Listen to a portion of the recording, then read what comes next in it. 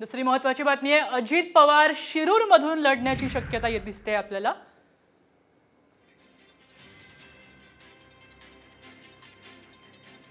अजित पवार शिरूरमधून लढण्याची शक्यता दिसते। आजच्या क्षणाची मोठी बातमी आहे। आपले प्रतिनिधी आपल्यासोबत जोडले गेले आहेत, नितीन पाटणकर, काय अधिक माहिती आहे याबद्दल?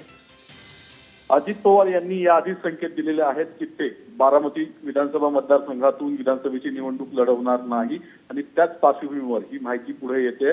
शिरूर लोकसभा विधानसभा मतदारसंघ हा पारंपरिकपणे भाजपकडे आहे, मात्र भाजपनं 150 जागांची लिस्ट काढलेली आहे। त्या सर्व जागांवरती त्यांच्या पक्ष निरीक्षकांनी इच्छुकांच्या मुलाखती घेतलेल्या आहेत, मात्र शिरूरमधील मुलाखती झालेल्या नाहीत आणि या बातमीमुळे भाजपच्या कार्यकर्त्यांमध्ये अस्वस्थता आहे।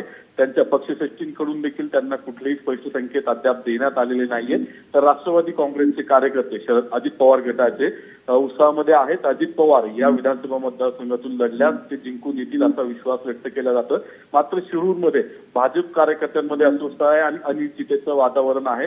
अजित पवार या मतदारसंघातून निवडणूक लढण्याचे संकेत भाजप आणि राष्ट्रवादी काँग्रेस अजित पवार गट या दोन्हींकडून मिळत आहेत। धन्यवाद नितीन। अजित पवार आता पुढची काय चाल खेळतायत याकडे लक्ष लागलेलं असेल।